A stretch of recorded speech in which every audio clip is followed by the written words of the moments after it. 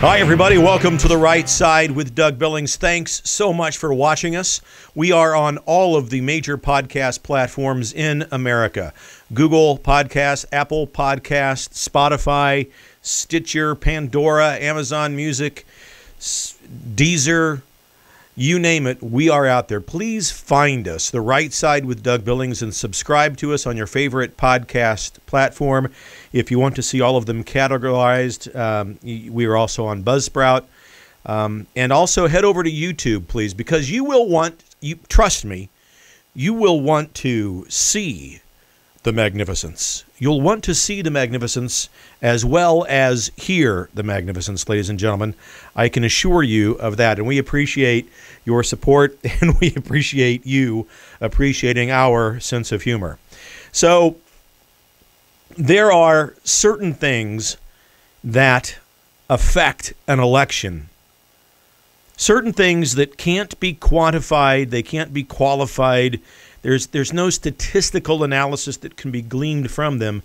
There's just gut feelings. And there are certain times when I think that we all feel that gut feeling about the way certain things are going. You know, I got a bad feeling about this. Or, you know, you hear the little voice, the little devil angel on your shoulder scenario, right? Don't do that. That'd be bad.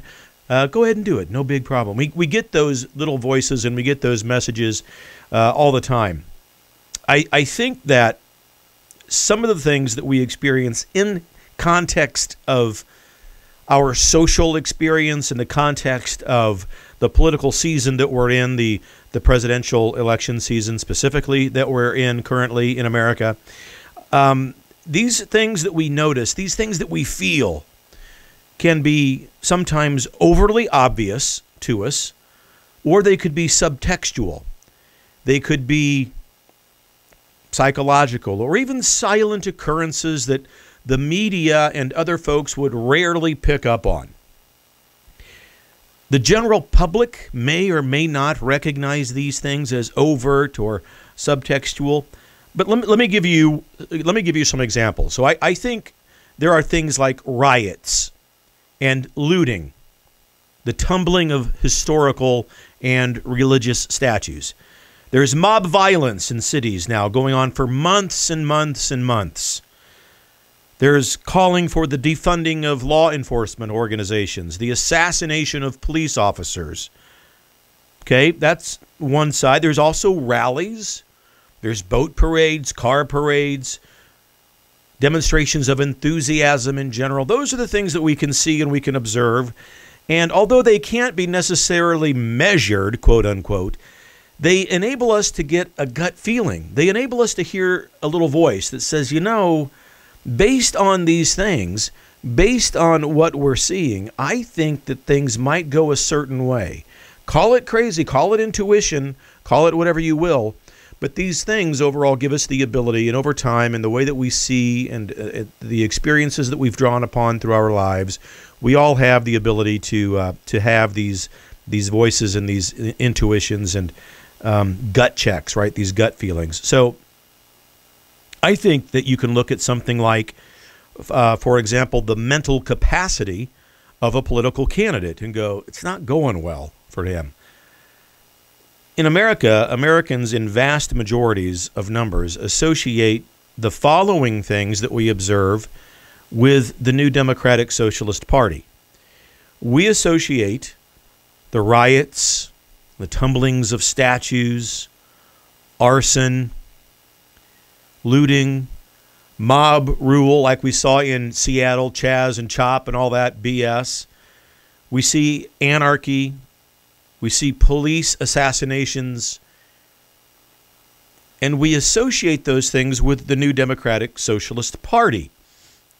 Because the new Democratic Socialist Party, until today, September 19th, 2020, hasn't condemned any of that. Hasn't condemned it at all.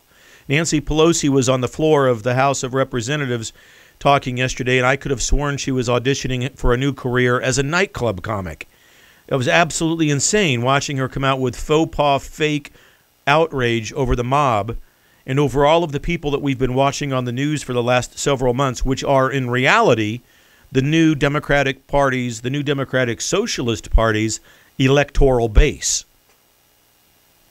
There's no question that the radical left was and continues to be on full display in these cities that are run and managed by the new Democratic Socialist Party.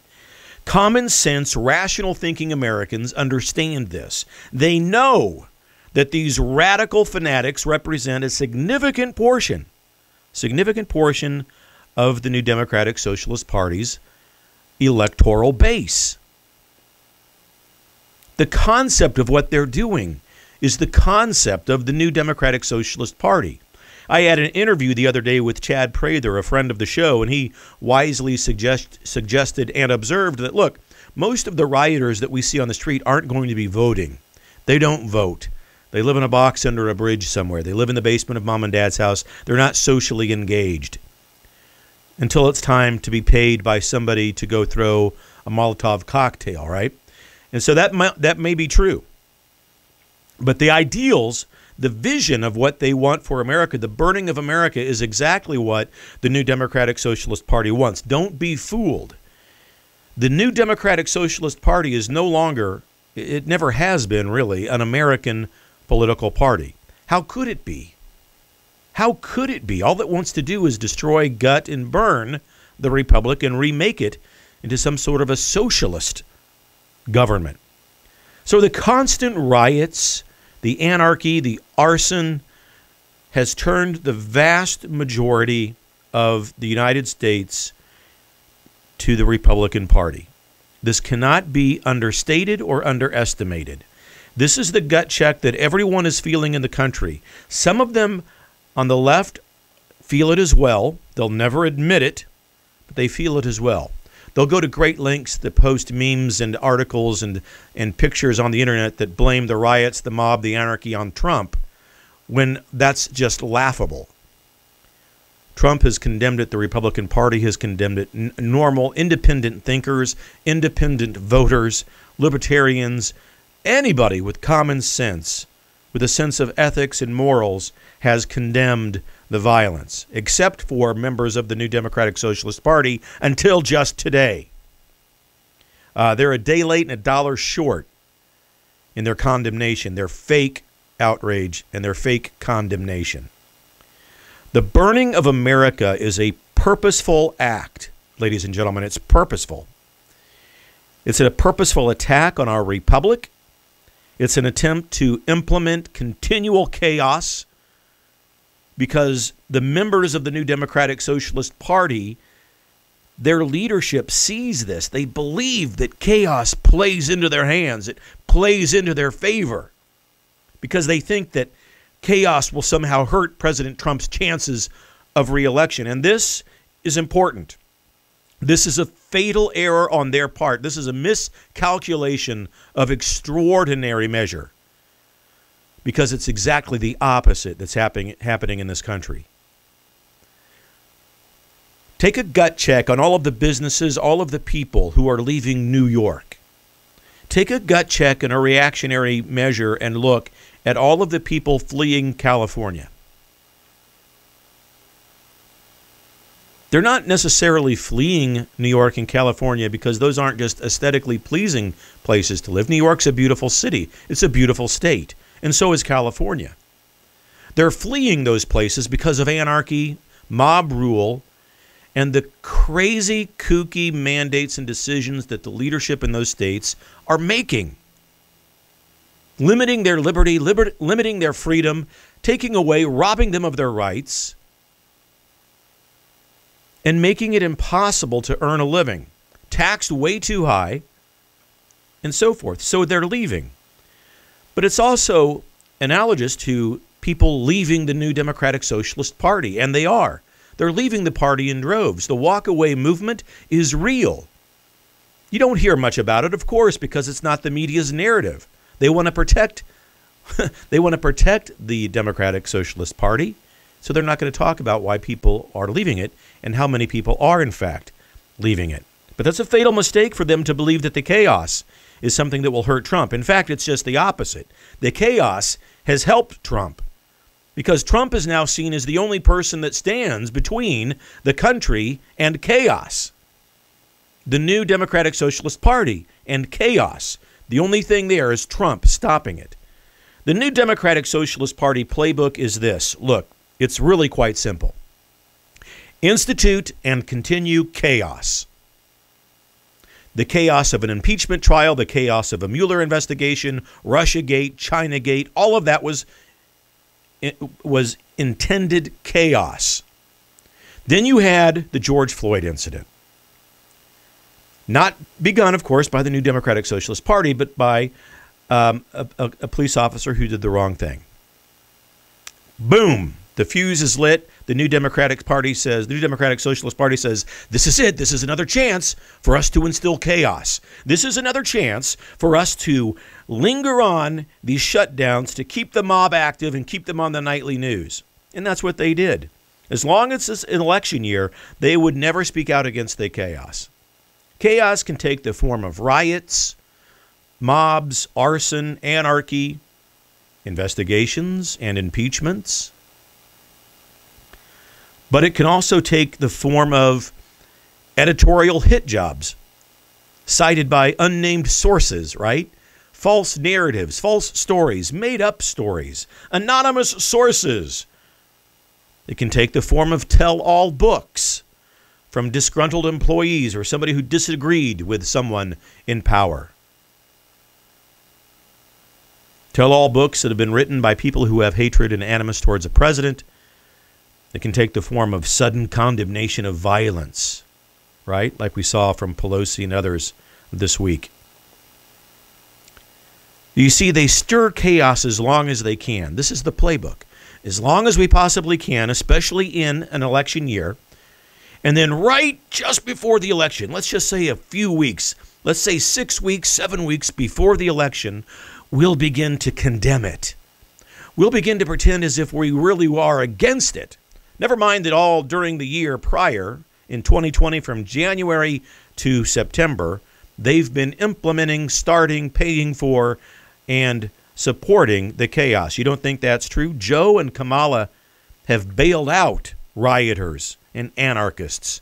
Their organizations, their campaign has paid for the release of felons to continue the chaos. Well documented and well true. So after having supported it for months, they pull back, they begin to condemn it, and that's their playbook. Oh, now we're against it. And the sheep are the ones who buy into, oh, well, see, they condemn it, they condemn it. And meanwhile, the new Democratic Socialist Party furthers their grip on the people of the country who believe in them. And they further tighten the grip on chaos and control of the people. The masks, another example. The masks have never had anything to do with your health. The masks have always been a sign of political signaling for the left. They have been. The masks don't protect you from the virus. The masks have been a sign of political signaling and capitulation to the mob, and they've been a sign of animus towards President Trump. That's all the masks have been, and you can believe that. So there are two reasons, really. Two reasons why there is animosity and hatred for President Trump. And they're really quite simple and easy to explain. The first one is people just don't like his personality. And I get it. Okay, you think he's too upfront. You think that he's not politically correct, and that bothers you. He's not as sensitive as you would like him to be. You don't like his tweets. You think that he attacks and goes on the offensive too much, when in fact, he's just a counterpuncher. He doesn't attack unless he's attacked first. But you don't like his tweets. You don't like his personality. There's something about him, his presentation, that just you don't like. For the majority of these people, they're roughly 80% of the group that doesn't like Trump. They're just the ones who just don't like his personality. The hate's not real, or it's not based in substantive, factual rationale. They just don't like Trump. They don't like him because others have told them, you shouldn't like this president. He's too abrasive. Okay, the remaining 20% of the people that don't like Trump or feel animosity toward him is generated by the New Democratic Socialist Party and the fake news media. They, of course, have a message that is counter to anything that President Trump would do. They don't give him victory for anything. They don't give him credit for anything. The peace deals in Israel, we'll talk about in a minute, no credit at all. Whereas President Obama wins the Nobel Prize, President Trump is nominated for one, so now the Nobel Prize is worthless and it's a sham. The other reason that people don't like Trump is that there is genuine fear of President Trump among the Washington, D.C. elites. Those are the people that are in the swamp, right? They have a genuine fear of President Trump. That includes the New Democratic Socialist Party, the Never Trumpers, people like Mitt Romney. There were, the Republicans and the tech companies, the high-tech companies, very afraid. And why is that fear there? Because President Trump has been the most anti-China president in our history. And for the swamp and for high-tech companies, China is critical to their success. It's critical to them. Biden, Hunter, tied to China. Absolutely so. Big tech, tied to China, and so are their profits, so are their livelihoods. So you see the swamp, the New Democratic Socialist Party, especially Joe, and where is Hunter, right? And the tech companies, Facebook, Twitter, Netflix, Google, Amazon, all of those guys, you know the players, are all collaborators in business with China. They have entire infrastructures interwoven within China's business sector. Oh, but the New Democratic Socialist Party will put a lot of spin on that for you. They'll talk about the evils of China and how Trump is a puppet of China, and so it's laughable because I know, again, people with common sense, they see through that in a heartbeat. But the members of the swamp are afraid too because they've got ties to China. They have certain livelihoods and intertangled infrastructure of business and investments that are involved with China, and they're afraid that Trump is going to end it for them. So they have to appear as if they're against China when in fact they have astronomical financial infrastructures within China and are dependent upon China for their very livelihood and their investments and so forth. So they are scared to death that all of these financial gains that they've earned, all of these financial networks are going to be destroyed and taken away by President Trump. So then there's the economy. There has never been a president who has built an economy, an American economy, anything near as magnificent as what President Trump has done in this economy. There's never been an anti-American political party like the New Democratic Socialist Party in the United States before that has lit the fuse of so much chaos because of the success of the economy that a president has created. You see, the key difference between the New Democratic Socialist Party and the Democratic Party of the past is that the Democratic Party of John F. Kennedy and of times past would have negotiated in good faith with the president. They would have given credit where credit is due for the good of the country. But this New Democratic Socialist Party won't give an inch. And to their credit, they're united against that. They're united together with that. They will not give President Trump an inch of credit, an ounce of credit. The Republicans could stand together a little bit more and take a lesson from how the Democrats stand together. I'll tell you that. But Trump's economic success has always been one of the primary drivers of the election. And in general, in the United States, the economy is always the driver of a presidential election. It's always at the top of the list. How is the economy? Are you better off now than you were, 4 years ago? So Trump has done it, built an astronomically successful economy. It's been unseen and unexperienced in our American experience. Nowhere on the planet has something like this happened ever before. Then he's also made us energy independent. Now, this is huge. Energy independent. I'm the last of the baby boomer generation. When I was a kid, we would have never been able to imagine. In fact, we couldn't imagine America ever being energy independent. We were always dependent on Saudi Arabia and other countries in the Middle East for oil and energy and so forth. But President Trump has made us energy independent. Biden has been in politics for 47 years. His resume should be heads and tails above President Trump's. His list of accomplishments should be miles long, but no, there are no major accomplishments under the Biden resume. Certainly nothing like what the Trump administration has done in the last 4 years. More has happened in President Trump's 4 years than in Biden's entire 47-year career in politics. And you know I'm not the first one to observe and say that. It's so out there and so well known, so well documented. Also, it's clear that this particular candidate from the New Democratic Socialist Party, Joe Biden, does not have the mental clarity and capacity to carry on and to keep up with major political players in the world. Do you think the leader of China, North Korea, and Russia are going to wait for, Dementia Joe to show up and stumble his way through a negotiation? He doesn't have the mental capacity to understand his own campaign, much less the intricacies of international diplomacy and negotiations. Just the other day, it's the Harris administration, he said. The great Freudian slip of all time. And then, of course, Harris herself on the same day said the same thing in a Harris administration.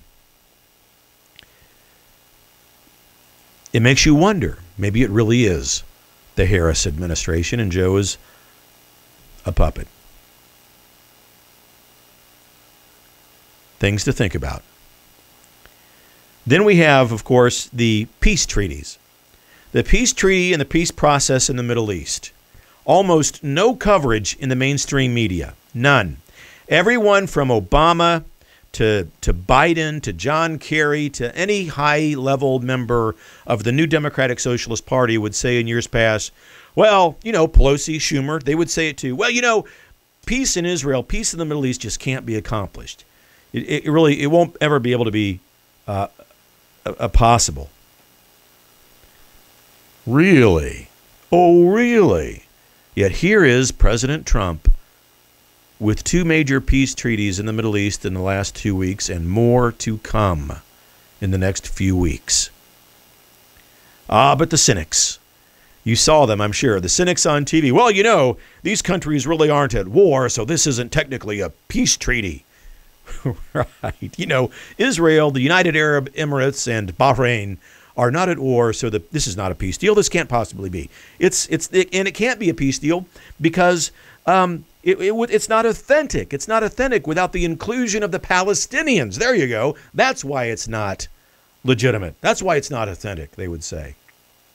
So insert common folk American logical thinkers into that mix, and they go, oh my God, really? To say that it's not authentic? The fake news members of the New Democratic Socialist Party, they don't give these monumental achievements in peace any credit because they are, in fact, monumental. And they know it. And they were done and accomplished by President Trump. And they can't, for the life of them, especially now in this election season, give Trump any credit at all. And thus they display their own intellectual immaturity. They're scared to death of these peace deals because it makes Trump look so damn presidential. It makes him look accomplished in foreign policy and in domestic policy. American energy independence, a growing economy, domestic policy, boom, on fire, great. It's running like gangbusters. Foreign policy, peace treaties, peace, war, and no more war, bringing our troops home, a foreign policy win. He's winning. He's winning, winning, winning. So Trump's plan is that other major Arab nations are going to be coming into this peace deal. And I'm telling you now that Saudi Arabia will, before the end of September, be the next one. That's what my sources in D.C. are saying. Saudi Arabia coming on board with many others, 4 to 5 others. So they're going to be coming on board in the next few weeks before the presidential elections. And you're going to see these other Arab nations follow suit. Now, what's important about that? What's important is that the Washington swamp said that the peace process can't begin unless the Palestinians are at the table. But the Palestinians, they're Arabs. They live in the Middle East. They want a country of their own. No one faults them for that. But they happen to be sponsored and run by Hamas, a major terror group. So for all of the Washington swamp members to say that you can't begin a peace process until the Palestinians are at the table made no sense.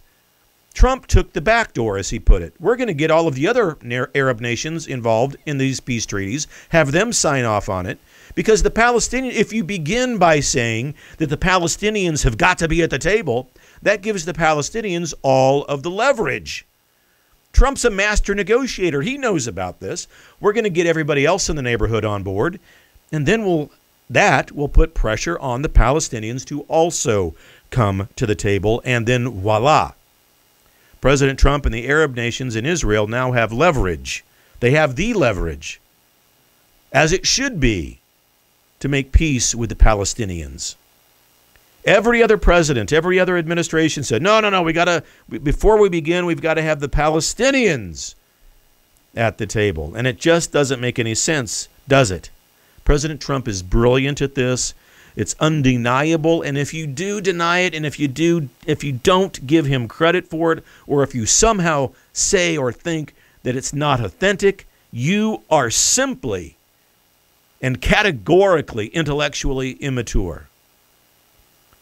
He's once again, Trump has proven himself to be a master negotiator by inviting all of the other Arab nations to the peace treaty table, and thus taking the leverage away from the Palestinians, who are backed by a major terror organization.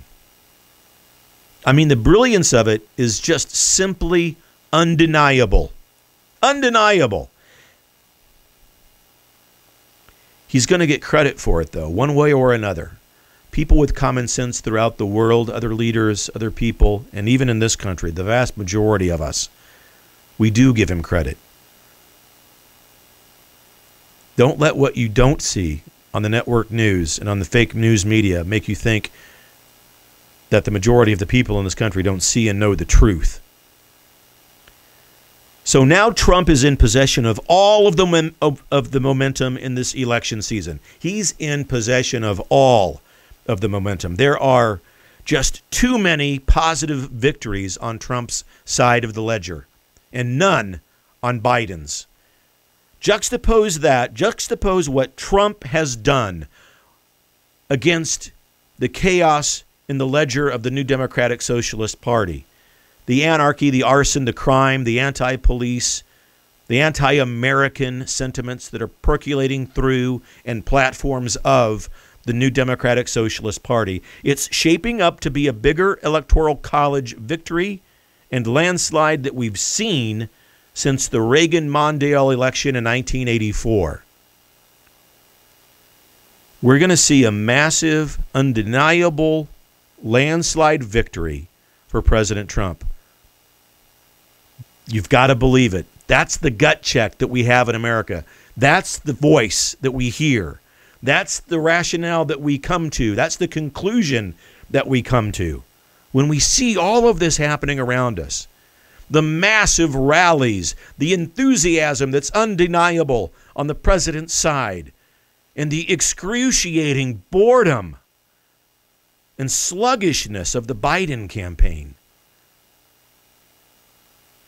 Biden's campaign looks like it's being run by a group of high school seniors who want to study journalism next year in college.